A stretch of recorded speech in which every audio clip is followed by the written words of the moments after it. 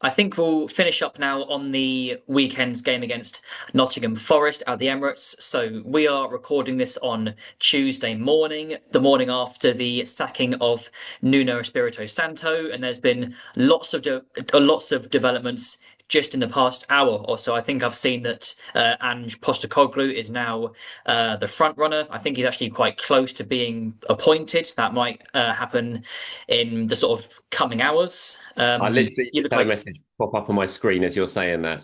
Yeah, yeah. Seems like it is now very, very close, and that the suggestion is he will be in the dugout on Saturday.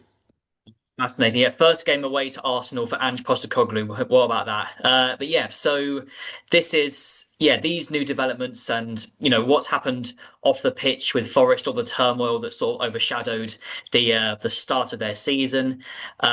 We still have to wait for confirmation, of course, that not Nuno, sorry, that Ange will be appointed in time for this weekend. But regardless of that, I mean, are Arsenal playing Forest at the best time or the worst time, given what's happened? I don't know. I mean, you never really want to be the first game for a new manager, the whole new manager bounce syndrome. And again, I don't know if this is just because I always focus on Arsenal more, but it feels like it happens to Arsenal more than a lot of clubs. It always seems like they always run into the team that are playing their first game under a new manager. I mean, look, Nuno is really popular with the Forest players.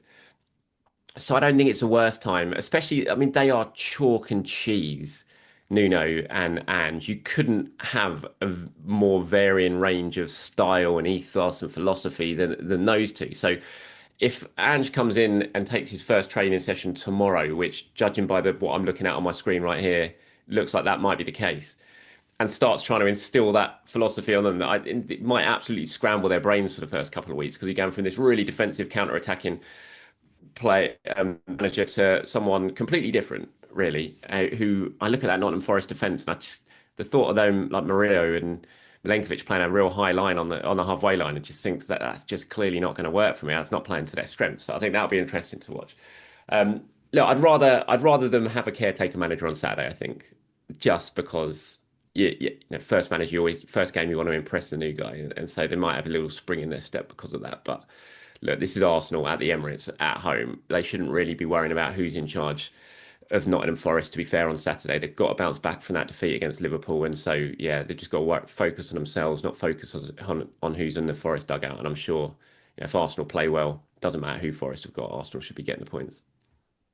Yeah, like you say, there is still so much uncertainty regarding Forest because it looks like Ange will be appointed in time for the weekend, and like you said, the styles couldn't be more contrasting. Of course, there was that consensus that part of the reason that Ange was sacked by Tottenham was that he just didn't shift away from his philosophy. He couldn't really adapt in game, but then. Nuno, that defensive mindset. I think Forest haven't actually kept a clean sheet in any of their last 12 games. So, their defense is not what it used to be. But like you said, we could see if Ange does try to instill his ideas straight away, it could be absolute carnage at the back for Nottingham Forest. And Nuno was a manager who could play four at the back, could play five at the back, depending on the situation. I mean, it's so hard to predict what's going to happen this weekend when we don't know who's going to be in charge of Forest. But do you think we could see, Arsenal trying to break down a low block? Could we see Forest just with that new manager bounce, just really, really going for it?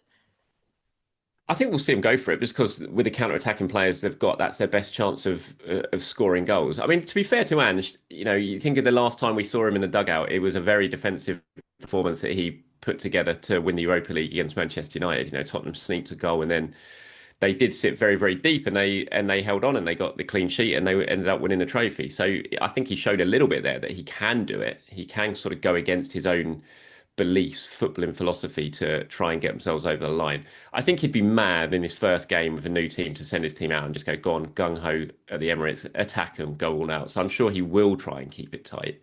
Whether they can do that's another thing, obviously. But like you said, their defensive record for anyone who's got Forest defenders or goalkeepers like me in their FPL team, they'll be well aware that their clean sheets have dried up a little bit of certainly this season and towards the end of last season. So yeah, I mean it's going to add a little bit of spice, isn't it? I think Postecoglou, Arsenal, it couldn't have written it really any better. So I'm sure it'll add a bit of spice. I'm sure Arsenal fans will be getting on his back, no doubt about that. and he'll just add another layer of narrative to what's already a really, really big for Arsenal this weekend.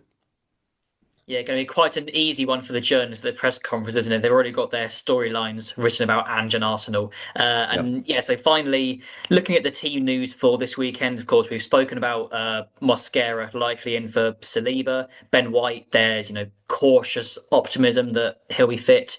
Do you think we'll also see Eberechi Eze make his first start for Arsenal? Of course, Martinelli was selected at Anfield, wasn't very effective against Dominic Szoboszlai. Eze did come off the bench. So we're recording this on the Tuesday. England have still got to play Serbia tonight. So knowing Arsenal's luck, he'll get injured tonight, but touch wood, that won't happen. He did struggle against Andorra. Tuchel said, it wasn't his finest performance in that number 10 role. But do you think we could see him on the left this weekend in place of Gabriel Martinelli?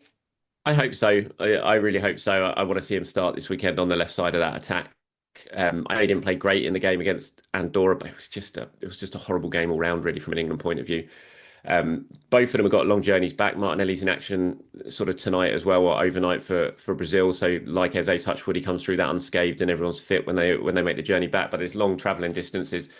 But I just really want to see Eze start this game at the weekend. I think he needs to be bedded into this team now. Martinelli, who I still think has got plenty to offer this season, but he's been struggling. There's no doubt he struggled in pre-season. He's struggled so far in the early part of this season since the Premier League kicked in, and it just feels like they need to do something a little bit different over on that left-hand side to get a bit more from that side in attack. So I hope Eze plays. I really do. I think it's ready. I think it'll lift the crowd if they see him starting for the first time at the Emirates. And yeah, so I really, really hope it's a full debut for Eze this weekend.